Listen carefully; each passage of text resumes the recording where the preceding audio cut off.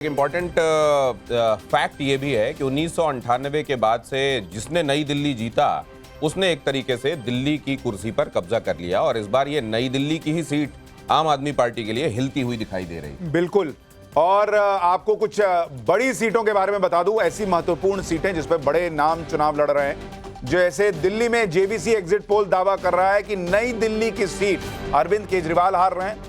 मालवीय नगर से आम आदमी पार्टी आगे चल रही है। सोमनाथ भारती ये चुनाव जीत सकते हैं, ये जेवीसी का एग्जिट पोल दावा कर रहा है। सतीश उपाध्याय जो एक समय में दिल्ली के बीजेपी के अध्यक्ष भी रहे, वो चुनाव हार सकते हैं, ये जेवीसी के एग्जिट पोल में दावा किया जा रहा है मालवीय नगर की सीट को लेकर। इसी तरह से जो जंगपुरा की सीट है, पहले करोल बाग की सीट के बारे में आपको बता देता हूं। करोल बाग की सीट जो है वहां से बीजेपी आगे चल रही है, ये जेवीसी के एग्जिट पोल में दावा किया जा रहा है। वहां पर दुष्यंत गौतम वो बीजेपी के जीत सकते हैं, ये करोल बाग की सीट के बारे में बता रहे हैं। विशेष रवि हार सकते हैं। अब जंगपुरा की सीट के बारे में आपको बताता हूं, जहां से मनीष सिसोदिया चुनाव लड़ रहे हैं, जिनके लिए बीच चुनाव में अरविंद केजरीवाल ने कहा कि हम जीतेंगे तो यही डिप्टी सीएम होंगे। मनीष सिसोदिया हार सकते हैं जंगपुरा की सीट, ये बड़ी खबर आ रही है। बीजेपी के तरविंदर मारवा जंगपुरा से चुनाव जीत सकते हैं। दिनेश भाई, तरविंदर मारवा के बारे में वहां के रहने वाले लोग ये भी बताते हैं कि असल में हमने जो काम यहां पर देखे हैं वो तरविंदर मारवा के कराए हुए काम ही यहां पर देखे हैं। अगर ऐसा है तो क्या मनीष सिसोदिया को अपनी सीट बदलना ही असल में भारी पड़ गया और क्या वाकई उनको एक तरीके से स्केपगोट बना दिया गया? ये एक बड़ा सवाल है। शकूर बस्ती से क्या है? शकूर बस्ती में भी ये दिखाई दे रहा है कि आम आदमी पार्टी के लिए यहां से भी खबर अच्छी नहीं है। भारतीय जनता पार्टी यहां से भी आगे, ये वो तमाम सीटें हैं हम आपको खासतौर से बता रहे हैं जो आम आदमी पार्टी भी अंडरलाइन करके देखना चाह रही होगी कि यहां क्या कह रहे हैं पोलस्टर्स, यहां क्या हो रहा है। करोल बाग में भी भारतीय जनता पार्टी आगे। और मुस्तफाबाद की सीट देखिए, जो मुस्तफाबाद की सीट है वहां पर भी बीजेपी आगे चल रही है। तो कुछ ऐसी सीटें जो मुस्लिम बहुल सीटें भी हैं, वहां पर भी बीजेपी बेहतर परफॉर्म कर रही है। तो ये अपने आप में दिखाता है कि क्यों एग्जिट पोल दावा कर रहे हैं कि वहां पर बीजेपी जो है वो 50-60 सीट तक भी जा सकती है। और मुस्तफाबाद वो सीट है जहां आदिल अहमद हार सकते हैं, और ये वो जगह है जहां पर कहा गया कि आज बहुत तेजी से वोटिंग हुई, जो मुस्लिम बहुल इलाका है वहां पर मुस्तफाबाद में। तो बीजेपी जीत सकती है, ये जेवीसी का एग्जिट पोल दावा कर रहा है। तो क्या ये जो तेज वोटिंग हुई है, ये तेज वोटिंग मुस्लिम वोटर्स अगर निकले हैं और तेज वोटिंग हुई है तो क्या, और भारतीय जनता पार्टी अगर वहां आगे दिखाई दे रही है तो इसके मायने क्या समझे जाने चाहिए शशि जी? देखिए, मुस्तफाबाद सीट में क्लियर था कि बीजेपी ये सीट जीत सकती है। उसका कारण क्या था कि वहां पर मुस्लिम वोट 3 जगह बट रहा था, एमआईएम, कांग्रेस और आम आदमी पार्टी। लेकिन इस वोटर को तो स्ट्रेटेजिक वोटर कहा जाता है। नहीं, देखिए वहां पर जो एमआईएम से लड़ रहे थे, थोड़ा इमोशनल फैक्टर्स था उनके लिए, इस कारण मुस्लिम उनको वोट किए हैं, कम से कम 15-20 हजार वोट किए होंगे, इस कारण वो जीत रहे हैं सीट। लेकिन आप मटिया महल देखिए, बली मारम, कह रहे हैं वोट बटा है वहां पर, इसलिए हो सकता है कि ये बीजेपी को जीत मिल जाए। एक और बड़ी सीट आपको बता दूं, करावल नगर, जहां से आम आदमी पार्टी छोड़कर कभी बीजेपी में आए कपिल मिश्रा चुनाव लड़ रहे हैं। कपिल मिश्रा का भविष्य क्या है, एग्जिट पोल क्या दावा कर रहा है? करावल नगर में बीजेपी की जीत संभव है, जेवीसी का एग्जिट पोल का दावा। कपिल मिश्रा ये चुनाव जीत सकते हैं और वहां पर आम आदमी पार्टी की हार हो सकती है। मनोज त्यागी जो है वो चुनाव हार सकते हैं। शशि जी, आपको लग रहा है करावल नगर कपिल मिश्रा जी? हाँ, कपिल मिश्रा जी के जीतने के चांसेस ज्यादा है। इस सीट से पहले वो जीते हैं, और इस सीट में जब मोहन सिंह बिष्ट का जब टिकट कटा था और जब उनको टिकट मिल गया मुस्तफाबाद में, तो इन फाइटिंग खत्म हो गया था, इस कारण वो जीत रहे हैं। अगर मोहन बिष्ट जी को टिकट नहीं मिलता तो ये हार जाते हैं। घनेंद्र जी, देख रहे हैं आप ये इस पर आपकी भी कोई टिप्पणी अपेक्षित है? आपको फिर कह रहा हूं, मनीष सिसोदिया जी भी अपना चुनाव जीत रहे हैं, केजरीवाल जी भी जीत रहे हैं, जैन साहब भी जीत रहे हैं, तमाम लोग जीत रहे हैं, आतिशी जी भी जीत रही हैं, आतिशी भी जीत रहे हैं, सब लोग चुनाव जीत रहे हैं। क्योंकि देखिए, दिल्ली के लोगों के सामने जब हम गए, हम कैंपेन करने गए, हम एक पॉजिटिव एजेंडे के साथ गए, अपनी 10 साल की सरकार की अचीवमेंट को लेके गए और अपने विजन मॉडल को लेके गए। धनेंद्र भाई, लेकिन तहसीन पूनावाला और बाकी लोग भी कह रहे हैं कि अगर दिल्ली में यही एग्जिट पोल जो है वो 8 तारीख को भी रिजल्ट में कन्वर्ट हुआ तो पंजाब में भी आम आदमी पार्टी की सरकार गिर जाएगी और कांग्रेस की सरकार बन जाएगी। सुशांत जी, इनको ये इनका वो हिसाब किताब है मुंगेरी लाल के हसीन सपने वाला। कांग्रेस की अपनी बर्बादी होगी। कांग्रेस तो जीरो से बाहर नहीं आ रही। कांग्रेस खुश क्यों हो रही है कि आम आदमी पार्टी तो खुशी ढूंढ रही है, पॉजिटिव लोग हैं। सुशांत भाई, हसीन सपने देखना अच्छी बात है, कोई गलत बात नहीं, कम से कम उससे लोग खुश होते हैं। इन्होंने क्या किया, इन्होंने दिल्ली को नाइटमेयर दिया और अभी कहा जेनोसाइड हो रहा है दिल्ली में, कोई प्रमाण दिया? उन्होंने कहा कि दिल्ली के पूर्व मुख्यमंत्री अरविंद केजरीवाल जी का कत्ल बीजेपी करने वाली और उसकी प्लानिंग दिल्ली पुलिस कर रही है, उसका कोई प्रमाण दिया? सुशांत जी, तो कम से कम हसीन सपने तो देखो, इस तरह के डरावने सपने तो ना देखो। एक हसीन सपना और दूसरी तरफ हमारा ठीक बोल रहे हैं वो झूठ। ये जरा देखिए परवेश वर्मा क्या कह रहे हैं, ये जरा सुन लीजिए। परवेश वर्मा का ये स्टेटमेंट सुनिए, उसके बाद बात करते हैं। मैं सबसे पहले तो दिल्ली की जनता का बहुत बहुत धन्यवाद करता हूं कि उन्होंने इतने भारी उत्साह के साथ में मतदान किया और ये निश्चित है कि 8 तारीख को कमल खिलेगा, क्योंकि इतना भारी मतदान ये केवल बदलाव के लिए है, ये दिल्ली को अच्छा बनाने के लिए है, दिल्ली के अच्छे भविष्य के लिए है।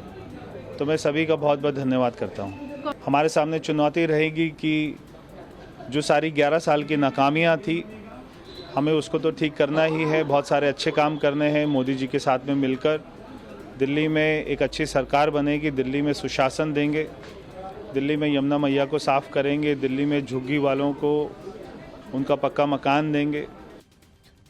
राजगोपालन सर, लेकिन एक बात आपसे मैं समझना चाहता हूं, मुस्लिम वोटर जिसके बारे में ये अभी तक कहा जाता रहा वो मोनोलिथिक होता है, एक साथ जाता है और स्ट्रैटेजिक वोटिंग करता है, ये देखते हुए वोट करता है कि हम किसको जिता सकते हैं, ये क्या इस बार नहीं हो रहा है दिल्ली इलेक्शन में? नहीं हो रहा है, क्योंकि ट्रिपल तलाक का इम्पैक्ट अभी 3-4 साल में इम्पैक्ट लेडीज के ऊपर, मुस्लिम लेडीज के ऊपर फर्क पड़ने लग गया है। That is the main cause. Second thing, UCC अभी पिछले हफ्ते ही उत्तराखंड ने पास किया है, लेकिन उसका असर बाद में पड़ेगा। मुस्लिम औरत को बारे में, पसमंदा मुस्लिम औरत को बारे में नरेंद्र मोदी ने हैदराबाद में जो जनरल काउंसिल बीजेपी को हुआ था उस टाइम चेतावनी दी थी 3 साल पहले, उसको असर अभी मुस्लिम में भी फर्क पड़ गया है। मुस्लिम वोटर्स भी बीजेपी के साथ जाने पर राजगोपालन सर एक बात बताइए, जो अभी शशि जी कह रहे थे कि बंगाल में सारे एग्जिट पोल बीजेपी की सरकार बनवा रहे थे, नहीं बनी। हरियाणा में सब बीजेपी को हरा रहे थे, बीजेपी की सरकार बन गई। कोई ऐसा नहीं था। क्या बात कर रहे हैं? कितने एग्जिट पोल थे जो कह रहे थे बीजेपी की सरकार बन रही थी? वन साइडेड था। क्या बात कर रहे हैं? बिहार की बीजेपी की सरकार, हाँ, क्या बात कर रहे हैं? कुछ एग्जिट पोल्स दे रहे थे, कुछ एक आध ने दिया होगा तो दिया होगा, सब दे रहे थे। राजगोपालन सर, ये एग्जिट मतलब आप चाहते हैं ये एग्जिट पोल ना बदले, आपकी इच्छा ये है? आप चाह रहे हैं एग्जिट पोल ना बदले? ये बीजेपी और कांग्रेस का क्या गठबंधन चल रहा है? आप लोग आए भी तो दोनों को टेबल के नीचे हाथ मिला रहे थे। शशि जी ने भी कहा कि उन्होंने एग्जिट पोल किया, उनसे कह रहे डेटा दो तो कह रहे डेटा नहीं देंगे, सरकार आम आदमी पार्टी। ये बात तो पवन खेड़ा जी ने आज ऑफिशियली कह दी है, कहा है कि अगर देखा जाए तो किसी भी तरीके से आम आदमी पार्टी जैसी तो पार्टी ही नहीं रहनी चाहिए, उनकी तो कोई विचारधारा ही नहीं है। भाजपा से मैं डिसएग्री करता हूं, लेकिन विचारधारा तो है। मैं कह रहा हूं कांग्रेस की क्या विचारधारा है? इंडिया अलायंस में क्यों आम आदमी पार्टी थी जब उसको नहीं रहना चाहिए था?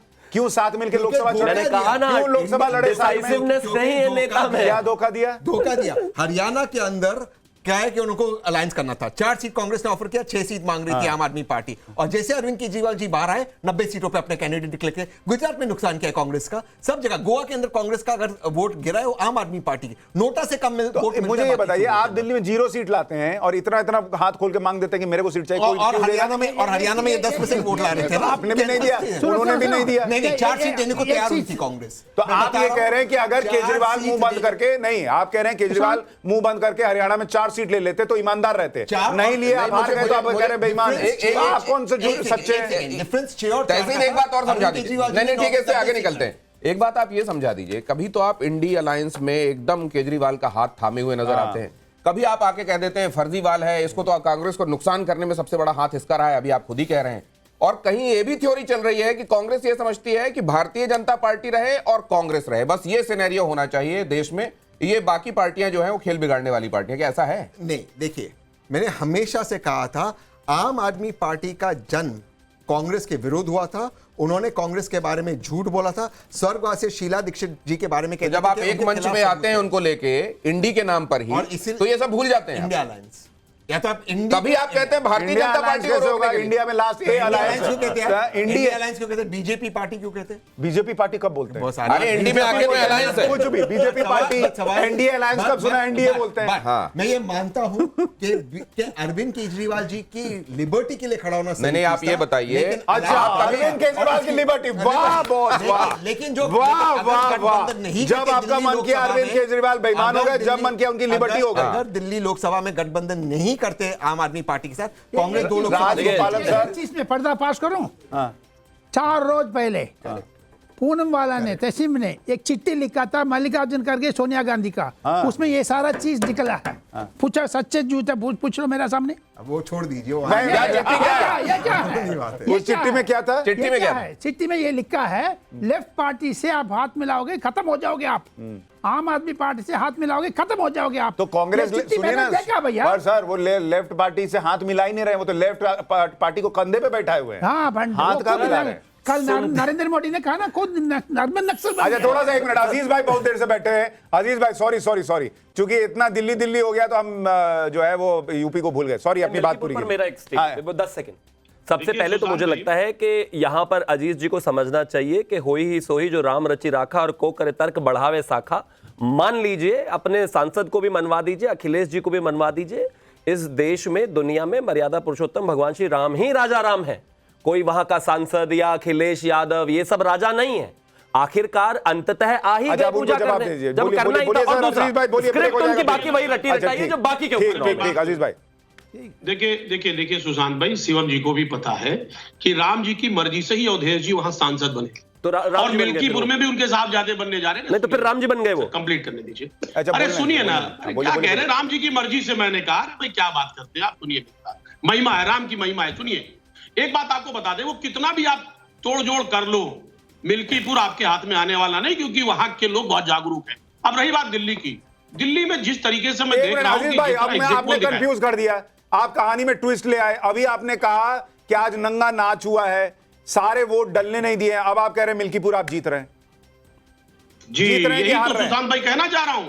मैं यही कह रहा हूं, इतना सब होने के बावजूद वहां की जनता लगातार बिल्कुल अटूट प्यार मतलब जो आपने अवधेश जी के उसके ऊपर लिए रही भी एक है, गुंजाइश मैं रखी हुई सच बता है रहा कि हूं। आपका सुनिए, दावा मैं- सही ना हो तो आप कहने को तो मैंने कहा था ये ऐसा होने वाला है। मैंने तो कहा था आपने अरे सर देखिए वोट सुनिए नहीं ना, डलने दिया। अरे सर सुनेंगे नहीं, सर सुनेंगे नहीं, ऐसे नहीं होता है ना डिबेट ये। सर कंफ्यूज ना होइए। देखिए, नंगा नाच हुआ, इसमें कोई दो राय नहीं, सबने देखा, आपके चैनल ने भी दिखाया और देश के तमाम चैनलों ने दिखाया। ये हम थोड़ी कह रहे हैं कि नहीं हुआ, लेकिन उसके बावजूद भी वहां की जो जनता का अपार मोहब्बत है, प्यार है, वो समाजवादी पार्टी की ठीक तरफ है, अभी भी 8 तारीख को ये बात बस आप इसी पे समझिए। कायम रहिएगा सर। अरे नंगा सर, नाच सुनिए ना, हुआ, सर, सुनिए ना। लेकिन अरे उसके बाद आप अरे लोग सर, अगर मुझे हारे बोलने तो फिर दें। उस पर अरे रहिए। मुझे जरा सर एक आप- छोटा सा ब्रेक, सर एक छोटा सा ब्रेक। दिनेश भाई जल्दी से 9 एग्जिट पोल बता दीजिए, फिर हम ब्रेक लेते हैं। ये देख लीजिए, आपको ये तो बता ही चुके थे हम कि 8 में से 7 ये बता रहे हैं कि भारतीय जनता पार्टी सरकार बना रही है। अब इसमें जुड़ गया नहीं, है 9 आ गया, हाँ। ICPL, एक और जुड़ गया। ये बता रहा है, एकदम कांटा बता रहा है। देखिए 31, 36 और 33, 38 ये दे रहा है। ये अब ये एक गुंजाइश रह गई थी, तो ये भी पूरी हो गई। 31 से 36, 33 से 38, कुल मिलाकर अभी का लब्बो लुआब ये कि 9 में से 7 ये कह रहे हैं कि कंफर्टेबली भारतीय जनता पार्टी सरकार बना रही है। एक ये कह रहा है उनमें से कि नहीं, आम आदमी पार्टी सरकार बनाएगी, और एक ये बता रहा है मुकाबला कांटे का रहेगा। तो मतलब 7-2 का मामला चल रहा है अभी।